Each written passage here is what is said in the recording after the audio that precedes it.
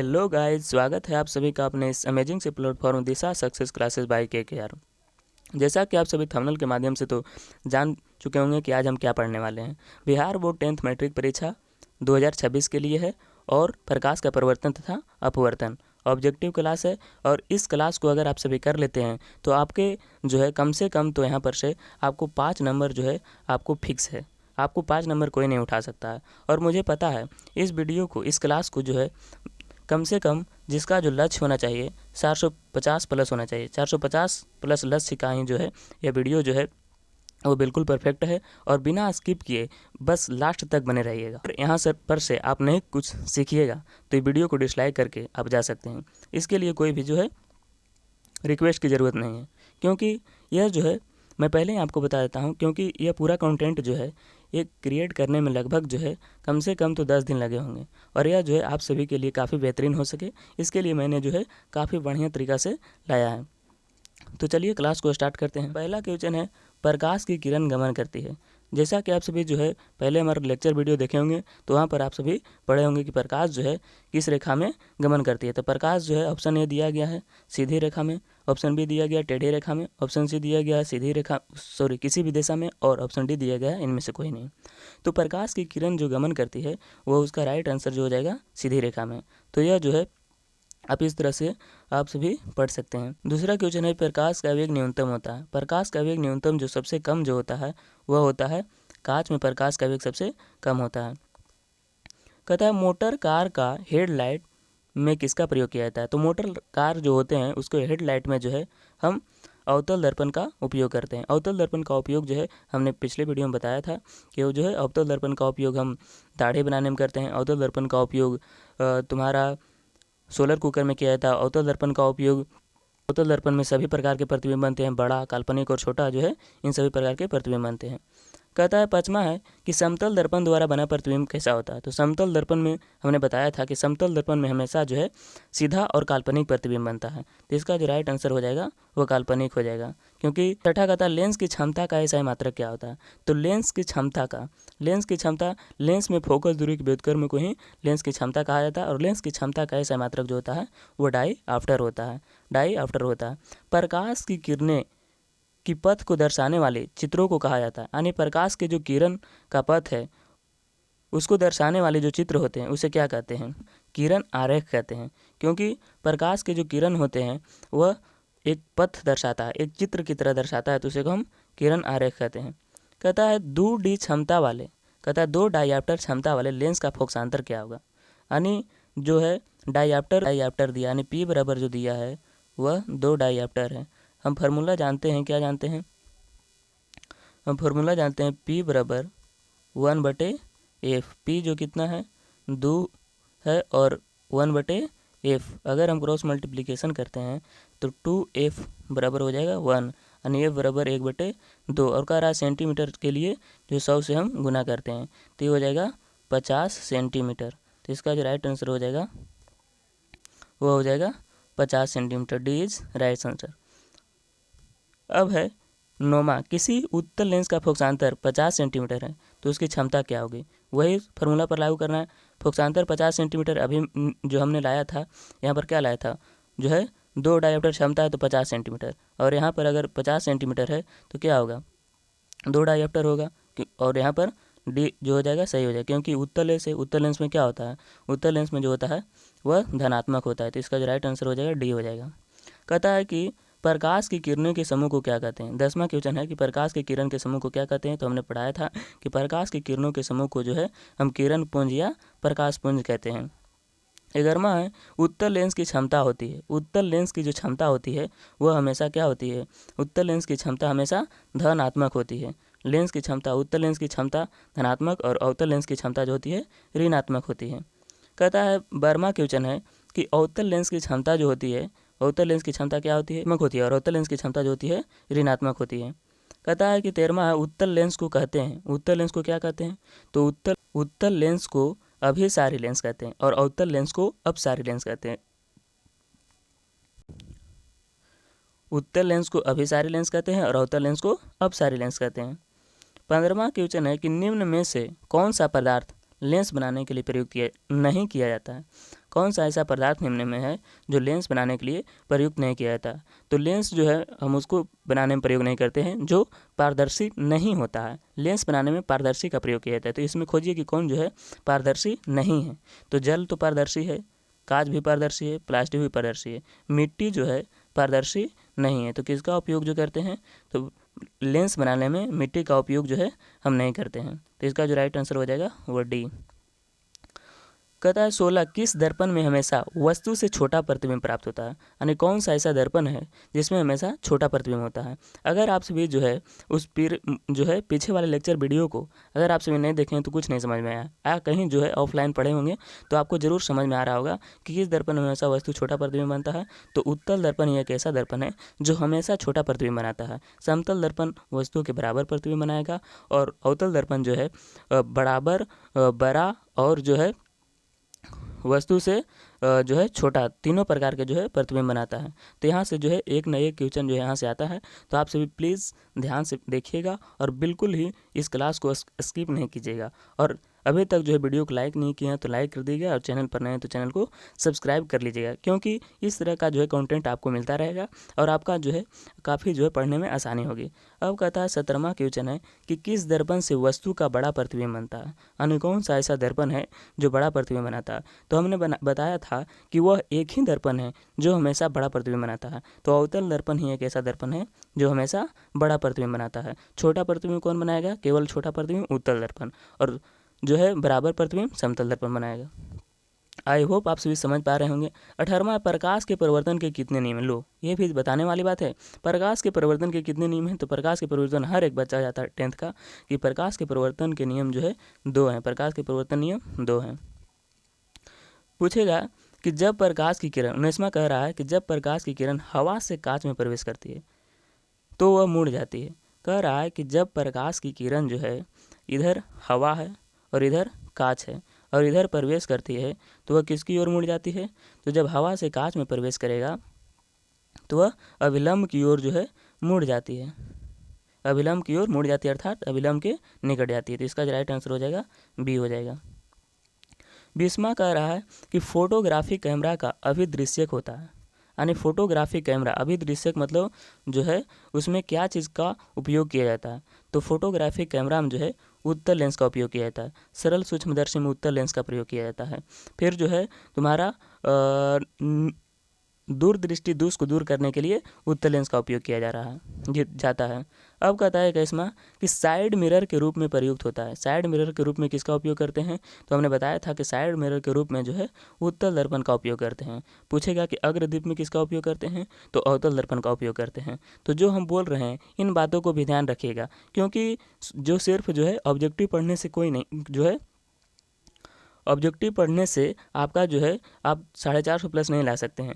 इसके लिए जो है आपको सब्जेक्टिव पर भी ध्यान देना होगा और जो है जहाँ पर से क्वेश्चन बन रहा है वहाँ पर से जो है आपको क्या करना होगा कि उस टॉपिक से जो क्वेश्चन बन रहा है उसको खुद से खुद बनाना पड़ेगा। यानी जिस तरह से बन रहा है कि साइड मिरर में किस का प्रयोग किया जाता है, तो उत्तल दर्पण का, उसी तरह से पूछ दिया जाए कि अगर जो है दांतों को बड़ा रूप में देखने के लिए किसका उपयोग किया जाता है, तो अवतल दर्पण का।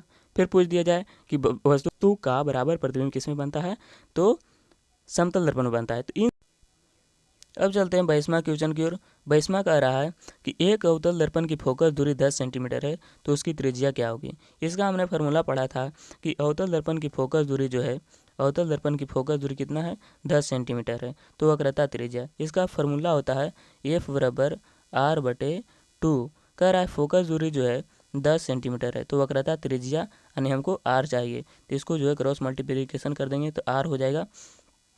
इसको जो है हम गुना करेंगे, यहाँ पर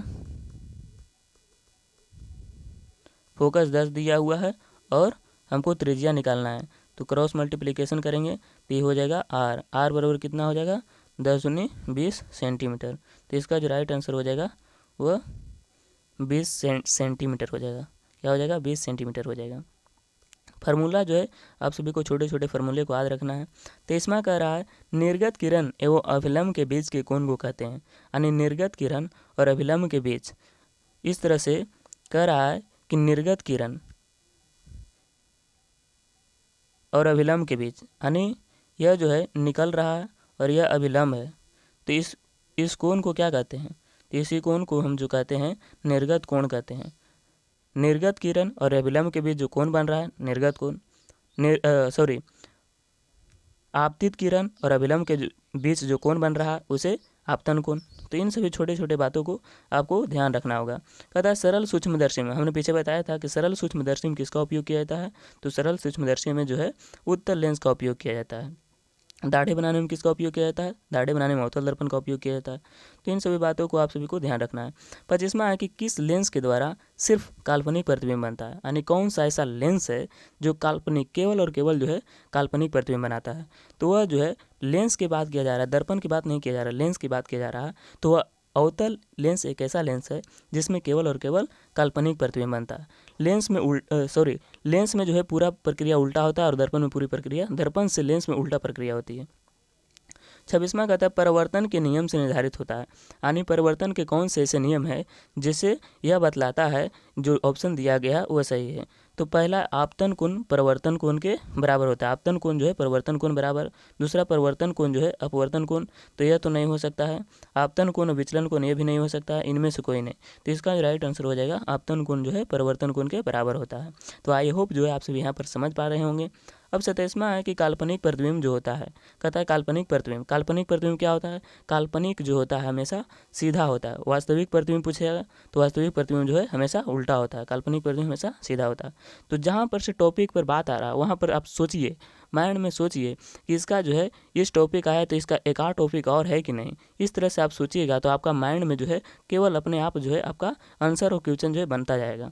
कहता है कि 28वां कह रहा है लेंस में मुख्य फोकस की संख्या कितनी होती है? लेंस में मुख्य फोकस की संख्या जो होती है वह 2 होती है। लेंस में जो है मुख्य फोकस की संख्या 2 होती है। इस तरह से होता है, इस तरह से एक होता है यहाँ पर ही और एक होता है यहाँ पर ही, ये F1 और ये F2। तो लेंस में मुख्य फोकस की संख्या जो होती है वह 2 होती है। अब कहता है 29वां कहता है कि सर्च लाइट का प्रवर्तक सतह होता है। सर्च लाइट का जो है प्रवर्तक सतह, यानी सर्च लाइट में जो है किस दर्पण का उपयोग करते हैं, यानी प्रवर्तक सतह किसका बना होता है? तो सर्च लाइट का प्रवर्तक सतह बना होता है अवतल दर्पण का बना होता है। सर्च लाइट का अवतल दर्पण का बना होता है। तो इसमें आ गया ना क्वेश्चन, हमने बताया था कि दाढ़ी बनाने में जो है कौन सा दर्पण प्रयोग होता है। तो दाढ़ी बनाने में पूछ दिया जाए अवतल दर्पण का। रोगियों के गला, दांत, गर्दन को बड़ा देखने में किसका उपयोग किया जाता है? अवतल दर्पण का उपयोग किया जाता है। फिर पूछ दिया जाए हजामती दर्पण में, तो उसी को जो है अवतल दर्पण का उपयोग किया जाता है। तो इन सभी बातों को आपको ध्यान रखना होगा। कहता है कि एक उत्तल लेंस की क्षमता एक डायऑप्टर है, तो उस लेंस की जो है फोकस दूरी क्या होगी? एक डायऑप्टर जो है उत्तल लेंस की, माफ करना, एक उत्तल लेंस की क्षमता जो है एक डायऑप्टर है, तो उस लेंस की फोकस क्या होगी? तो इसको बनाते हैं। कहता है कि डायऑप्टर यानी P बराबर जो है कितना दिया हुआ है? एक डायऑप्टर। हमको क्या निकालना है? F निकालना है। तो हमको P बराबर जो है P बराबर फार्मूला पढ़े थे 1/F पढ़े थे। 1/F में क्या पढ़े थे कि एक डायऑप्टर दिया हुआ है और 1/F, तिरछे गुना करेंगे तो 1F आएगा और गुने 1, और जो है फिर तिरछे गुना करेंगे तो F आएगा और 1/1 और गुने 100 करेंगे, क्योंकि सेंटीमीटर में लाना है तो यहाँ पर हो जाएगा 100 सेंटीमीटर। तो इसका जो राइट आंसर हो जाएगा वह एक उत्तल लेंस की क्षमता एक डायऑप्टर है तो उस लेंस की क्षमता प्लस 100 सेंटीमीटर, क्योंकि यहाँ पर उत्तल लेंस है इसलिए प्लस 100 सेंटीमीटर होगा। कहता है 32वां क्वेश्चन कह रहा है, आई होप जो है यहाँ तक आप सभी समझ पा रहे होंगे। अगर आप सभी समझ गए होंगे तो वीडियो को एक बार लाइक कर दीजिएगा और चैनल को सब्सक्राइब कर दीजिएगा। कहता है 32वां कि किसी गोलीय दर्पण तथा किसी पतले गोलीय लेंस दोनों की फोकस दूरियां -15 सेंटीमीटर है। तो दर्पण जो है, दर्पण तथा लेंस संवर्धक कौन सा है? यानी आपको गोलीय दर्पण दे दिया गया है, तो कहता है कि किसी पतले गोलीय लेंस दोनों की फोकस दूरी -15 सेंटीमीटर है। अब -15 सेंटीमीटर है तो आपको जो है -15 सेंटीमीटर दिया है, तो आपको यह ध्यान लगाना होगा कि ऋणात्मक किस लेंस की जो फोकस दूरी होती है वो ऋणात्मक होती है। तो हम सभी जानते हैं कि उत्तल लेंस एक ऐसा लेंस है जिसका अवतल लेंस जो एक ऐसा लेंस है जिसमें फोकस दूरी ऋणात्मक होती है। तो यहाँ पर हमको बताना है कि दर्पण भी बताना है और लेंस भी बताना है। तो लेंस में तो हम पकड़ लिए हैं कि लेंस में हो जाएगा अवतल लेंस, और दर्पण में किसका होता है? अवतल दर्पण। तो इसमें दोनों हो जाएगा, दोनों अवतल जो हो जाएगा अवतल लेंस और दर्पण हो जाएगा, दोनों अवतल लेंस और दर्पण हो जाएगा, दोनों अवतल लेंस हो जाएगा, अवतल दर्पण होगा, क्योंकि फोकस दूरी जो होती है ऋणात्मक होती है अवतल दर्पण की और अवतल लेंस की फोकस दूरी ऋणात्मक होती है। अब कहता है 33वां कि गोलीय दर्पण में फोकसांतर एवं वक्रता त्रिज्या के बीच संबंध ज्ञात करें। तो हमने बार बार पढ़ा चुके हैं कि F बराबर R/2 होता है, F बराबर R/2 होता है। तो इसको जो है हम क्रॉस मल्टीप्लिकेशन करेंगे तो क्या होगा, R बराबर यहाँ पर F बराबर जो है R/2 होता है। अब क्रॉस मल्टीप्लिकेशन करेंगे तो R बराबर कितना हो जाएगा, 2F हो जाएगा, R बराबर 2F। तो ये जो है आपको ऑप्शन में खोजना है। ऑप्शन में क्या है, R बराबर 2F, R बराबर 2F पहला जो है आपका सही हो जाएगा। अब है 34वां कि सोलर कुकर में जो है प्रयोग किसका किया जाता है। तो सोलर कुकर में हम जो है अवतल दर्पण का उपयोग करते हैं। अगर क्वेश्चन आएगा सब्जेक्टिव में कि अवतल दर्पण का उपयोग सोलर कुकर में क्यों किया जाता है, तो जब प्रकाश की किरण अवतल दर्पण पर पड़ती है तो वह परिवर्तन के बाद एक बिंदु पर आकर मिल जाती है, और एक बिंदु पर आकर मिलने के कारण वहाँ पर तापमान जो है बढ़ जाता है, और बढ़ जाने के कारण हमें खाना बनाने में सुविधा होती है। इसलिए सोलर कुकर का उपयोग हम अवतल दर्पण में करते हैं। तो इन सभी बातों को आप सभी को ध्यान रखना है। 35वां है कि उत्तल लेंस में जब बिंब F और 2F के बीच रखा जाता है तब बना प्रतिबिंब होता है। तो प्रतिबिंब छोटा और वास्तविक बनता है। छोटा और कैसा बनता है, वास्तविक बनता है। उत्तल लेंस के दर्पण नहीं लेंस कहा जा रहा है। यहाँ पर आप सभी 36वां क्वेश्चन देखिएगा कि वह गोलीय दर्पण जो बाहरी की तरफ वक्रित होता है, कहता है वैसा गोलीय दर्पण जो बाहर की तरफ जो है वक्रित होता है उसे हम कौन सा दर्पण कहते हैं, यानी बाहर की तरफ जो है वक्रित होगा उसे उत्तल दर्पण कहते हैं, उत्तल दर्पण कहते हैं। हमने बताया था कि जो दर्पण जो है जिस दर्पण की प्रवर्तक सतह धंसी हुई रहती है उसे अवतल दर्पण कहते हैं, और जिस दर्पण की प्रवर्तक सतह उभरी हुई रहती है उसे हम उत्तल दर्पण कहते हैं। कहता है 38वां क्वेश्चन कह रहा है कि किसी माध्यम के अपवर्तनांक का मान क्या होता है। माध्यम के अपवर्तनांक का मान जो हमने पढ़ाया था कि म्यू बराबर होता है साइन आई बटे साइन आर। तो इसका जो हो जाएगा, ये जो हो जाएगा सही आंसर हो जाएगा। कहता है 39वां एक उत्तल लेंस होता है। उत्तल लेंस जो होता है सभी जगह समान मोटाई का, गलत। बीच की अपेक्षा किनारों पर मोटा, बीच की अपेक्षा किनारों पर मोटा, गलत। किनारों की अपेक्षा बीच में मोटा, हाँ किनारों की अपेक्षा जो है बीच में मोटा होता है। जो है एक उत्तल लेंस किनारों की अपेक्षा बीच में मोटा होता है। अभी हमने फिगर बताया था, यह हो गया और यह हो गया। तो यह हो जाएगा क्या, बीच में मोटा है और किनारों पर क्या है, पतला है। तो वहीं पर यहाँ क्या कहा गया है कि किनारों की अपेक्षा जो होता है बीच में मोटा होता है। कहता है कि दो वक्रीय पृष्ठों से घिरे ठोस माध्यम को क्या कहते हैं।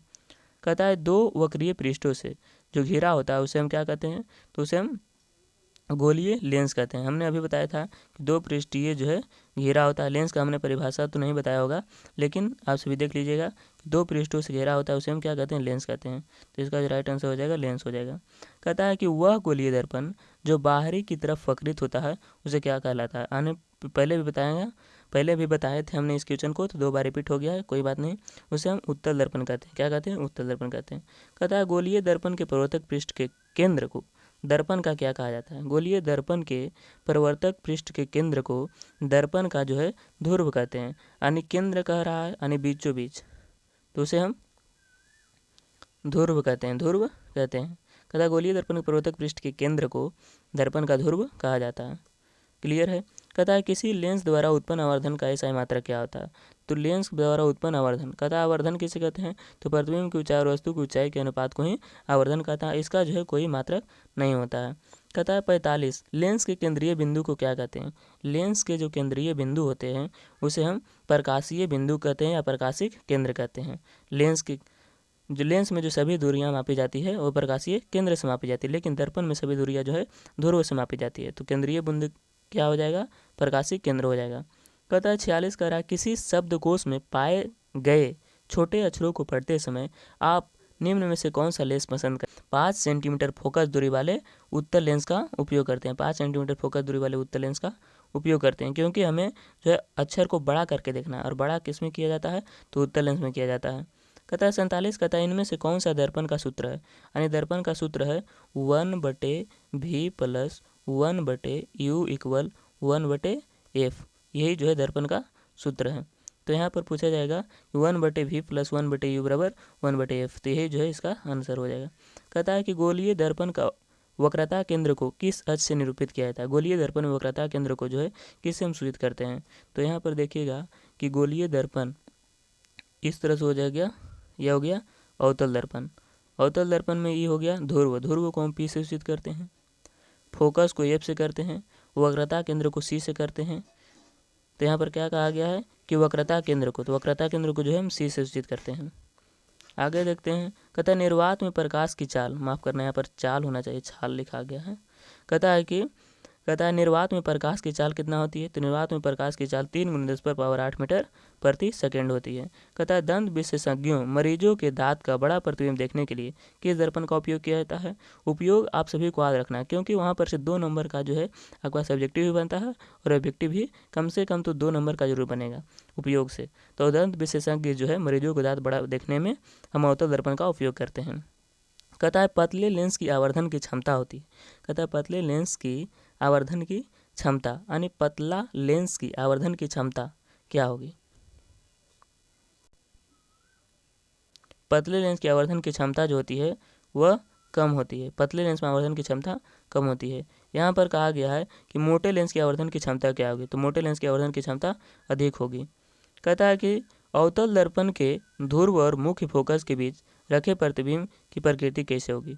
कह रहा अवतल दर्पण के ध्रुव और मुख्य फोकस के बीच, यह हो गया अवतल दर्पण और यह हो गया ध्रुव और यह हो गया मुख्य फोकस, यानी इसके बीच जो है प्रतिबिंब रखा जाए तो प्रतिबिंब की आकृति कैसी होगी। जब यहाँ पर से प्रतिबिंब जाएगा, जब यहाँ पर वस्तु को रखा जाए दर्पण से परिवर्तन के बाद ऐसे जाएगा, लेकिन इसका प्रतिबिंब जो है पीछे बनेगा। कैसा बनेगा, पीछे बनेगा, पीछे बनेगा, काल्पनिक बनेगा और वस्तु से बड़ा बनेगा। तो यहाँ पर ऑप्शन दिया गया है कि ध्रुव और मुख्य फोकस के बीच रखे प्रतिबिंब की प्रकृति क्या होगी। तो यहाँ हो जाएगा आपका आभासी और उल्टा गलत, आभासी एवं सीधा, आभासी एवं सीधा, काल्पनिक एवं सीधा, आभासी तथा उल्टा। तो यहाँ पर होना चाहिए आभासी एवं सीधा होना चाहिए। आभासी एवं काल्पनिक ये जो है दोनों होना चाहिए। आभासी होगा लेकिन काल्पनिक भी होगा और सीधा हो जाएगा। आभासी और काल्पनिक सीधा, ये दोनों ऑप्शन सही है। कहता है कि उत्तल लेंस का प्रकाशिक केंद्र और मुख्य फोकस के बीच रखे बीम की प्रतिबिंब की प्रकृति क्या होगी। कहता है उत्तल लेंस का प्रकाशिक केंद्र और मुख्य फोकस के बीच रखे बिंब का प्रतिबिंब की प्रकृति क्या होगी। प्रकाशिक केंद्र और मुख्य फोकस के बीच जब हम उत्तल लेंस में किसी वस्तु को रखते हैं तो उसका प्रतिबिंब कैसा होगा, तो उसका प्रतिबिंब हो जाएगा आभासी और, कहता है उत्तल लेंस का प्रकाशिक केंद्र और मुख्य फोकस के बीच रखे बीम की प्रकृति जो हो जाएगी आभासी तथा उल्टा बनेगा। कहता है कि अवतल दर्पण के मुख्य फोकस पर रखे प्रतिबिंब की स्थिति क्या होगी। अवतल दर्पण की जो है मुख्य फोकस पर हम किसी वस्तु को रखते हैं तो प्रतिबिंब की स्थिति क्या होगी, यानी यहाँ पर यह अवतल दर्पण हो गया और यहाँ पर जो हो गया फोकस हो गया। इस पर जो है हम वस्तु को रखेंगे, क्या कह रहा क्वेश्चन, कह रहा अवतल दर्पण में मुख्य फोकस पर रखे बीम की प्रतिबिंब की स्थिति क्या होगी। यानी फोकस पर वस्तु रखेंगे तो कहाँ पर बनेगा, फोकस पर वस्तु को रखेंगे तो बनेगा अनंत पर, फोकस पर वस्तु रखेंगे तो बनेगा अनंत पर। तो इसका जो हो जाएगा सही आंसर अनंत हो जाएगा। कहता है 56 उत्तल लेंस के मुख्य फोकस पर रखे प्रतिबिंब की स्थिति क्या होगी। उत्तल लेंस के मुख्य फोकस पर रखे प्रतिबिंब की स्थिति क्या होगी। तो उत्तल लेंस में जो मुख्य फोकस पर रखेंगे तो वहाँ पर प्रतिबिंब क्या बनेगा, अनंत पर बनेगा। कहता है कि अवतल लेंस में मुख्य फोकस पर रखे प्रतिबिंब की स्थिति क्या होगी। अवतल लेंस के मुख्य फोकस पर रखे प्रतिबिंब की स्थिति क्या होगी, तो मुख्य फोकस पर रखे प्रतिबिंब की स्थिति जो हो जाएगी ध्रुव वक्रता, करा फोकस एवं वक्रता केंद्र के बीच, ध्रुव एवं वक्रता केंद्र के बीच, प्रकाशिक केंद्र और फोकस के बीच, इनमें से कोई नहीं। तो इसका जो सही आंसर है फोकस और वक्रता केंद्र के बीच हो जाएगी, फोकस और वक्रता केंद्र के बीच। कहता है कि अवतल लेंस के सामने अनंत पर रखे बिंब का प्रतिबिंब की स्थिति क्या होगी। अवतल लेंस में अनंत पर जब कोई वस्तु को रखेंगे तो फोकस पर बनेगा और फोकस पर रखेंगे तो अनंत पर बनेगा। कहता अवतल दर्पण के सामने अनंत पर रखे बिंब का प्रतिबिंब की स्थिति होती है। कहता अवतल दर्पण के सामने अनंत पर रखे बिंब का प्रतिबिंब की स्थिति कैसी हो जाएगी। अनंत पर रखेंगे तो कैसा कहाँ बनेगा, फोकस पर बनेगा। अगर अनंत पर रखेंगे तो फोकस पर बनेगा। कहता है लेंस के केंद्रीय बिंदु को क्या कहते हैं, लेंस के केंद्रीय बिंदु को प्रकाशिक बिंदु लगा। एक आध दो मिस्टेक हो सकता है, हम भी आदमी हैं, आप भी आदमी है, स्टूडेंट जो है गलती होती है, तो हर गलती जो होती है सबसे होती है, तो आपको घबराने की कोई चिंता नहीं है। अगर आप सभी मैं आशा करता हूँ कि आप सभी को यह जो है काफ़ी क्लास जो है आप सभी को काफ़ी पसंद आया होगा। तो क्लास पसंद आएगा तो एक बार लाइक करके चैनल को सब्सक्राइब कर दीजिएगा, क्योंकि इस तरह का कंटेंट आप सभी को मिलता रहेगा। तब तक के लिए धन्यवाद। और हाँ दोस्तों में जो है शेयर करना नहीं भूलिएगा।